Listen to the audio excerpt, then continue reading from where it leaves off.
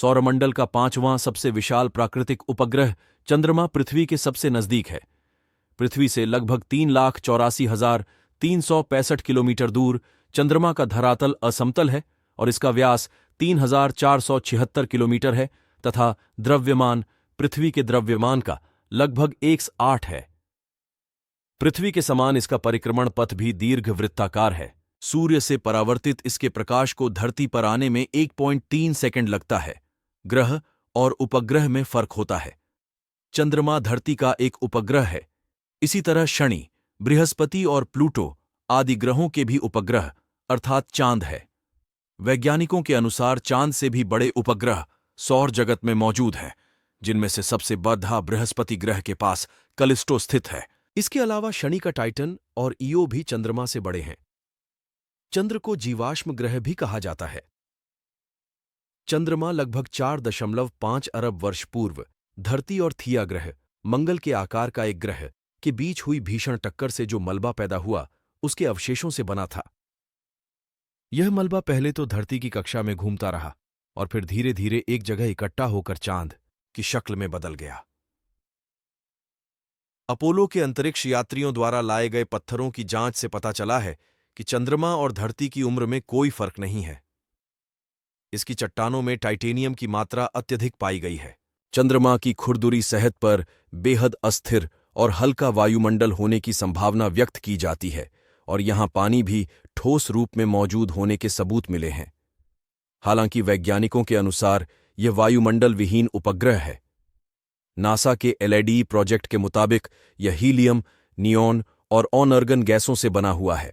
चंद्रमा का सबसे बड़ा पर्वत दक्षिणी ध्रुव पर स्थित लीबनिट्स पर्वत है, जो 35,000 फुट 10,668 मीटर ऊंचा है। यहां का वातावरण एकदम शांत है, लेकिन यहां तापमान में भारी मात्रा में उतार चढ़ाव होते रहते हैं। चंद्रमा की सतह पर धूल का गुब्बार सूर्योदय और सूर्यास्त के समय मंडराता रहता है। वैज्ञानिकों के अनुसार इसका एक कारण अणुओं का इलेक्ट्रिकली चार्ज होना हो सकता है। ऐसा सूर्य वाली दिशा में ही होता है। यहां की धूल चिपचिपी है, जिसके चलते वैज्ञानिकों के उपकरण खराब हो जाते हैं। यदि कोई अंतरिक्ष यात्री वहां जाएगा तो उसके कपड़ों पर धूल जल्दी से चिपक जाएगी और फिर उसे निकालना मुश्किल होता है। दूसरी ओर चंद्रमा के पिछले भाग की धूल के मैदान को शांति सागर कहते हैं, जो अंधकारमय है। चंद्रमा पृथ्वी की एक परिक्रमा लगभग 27 दिन और 8 घंटे में पूरी करता है और इतने ही समय में अपने अक्ष पर एक घूर्णन करता है। यही कारण है कि चंद्रमा का सदैव एक ही भाग दिखाई पड़ता है। चंद्रमा की गुरुत्वाकर्षण शक्ति धरती से कम है, इसलिए वहां पर मनुष्य का वजन लगभग 16.5% कम हो जाता है। यदि कारण है कि व्यक्ति वहां आसानी से उछलकूद कर सकता है। चंद्रमा पर 1.62 मीटर OSO2 गुरुत्वाकर्षण है। हालांकि गुरुत्वाकर्षण हर जगह अलग अलग होता है। चंद्रमा में गुरुत्वाकर्षण बल है, तभी तो वह धरती के समुद्र में ज्वार भाटा उत्पन्न करने की क्षमता रखता है। वैज्ञानिक ऐसी संभावना व्यक्त करते हैं कि चंद्रमा हर वर्ष धरती से 3.78 सेंटीमीटर दूर होता जा रहा है। एक निश्चित दूरी होने पर चंद्रमा धरती की परिक्रमा करने में 28 दिन की बजाय 47 दिन लगाएगा। यह भी आशंका व्यक्त की जा सकती है कि यदि चांद इसी तरह से ज्यादा दूर होता जाएगा तो धरती की गुरुत्वाकर्षण शक्ति और कक्षा से दूर होकर अंतरिक्ष में कहीं खो सकता है। ऐसे में धरती पर दिन महज 6 घंटे के लिए रह जाएगा, मतलब बाकी समय रात रहेगी। धरती पर से हमें आसमान नीला और सफेद जैसा दिखाई देता है, तो उसका कारण है कि धरती पर 70% से ज्यादा जल है जो रिफ्लेक्ट होता है। इतनी अधिक मात्रा में जल होने के कारण धरती का वायुमंडल भी साफ और स्वच्छ है, लेकिन चांद पर ऐसा नहीं है। वहां धूल उड़ती रहती है और पानी ठोस रूप में कहीं कहीं पर ही है। ऐसे में वहां अधिकतर समय आसमान काला ही दिखाई देता है।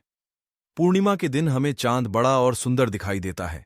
इसमें एकदम चमकदार सफेद रंग होता है, मतलब चमकीला चांद।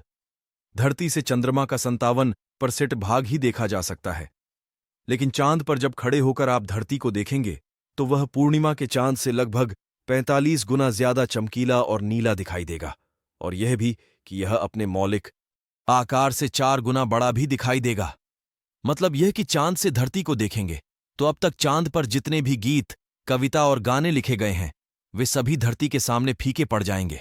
धरती पर जो सूर्य और चंद्र ग्रहण हम देखते हैं, यदि वह चांद से देखेंगे तो विपरीत दिखाई देंगे। मतलब यह कि पृथ्वी पर अगर चंद्र ग्रहण लगा है तो चांद पर सूर्य ग्रहण होगा। ऐसे में यदि पृथ्वी पर सूर्य ग्रहण है तो चांद पर चंद्र ग्रहण की धरती ग्रहण होगा।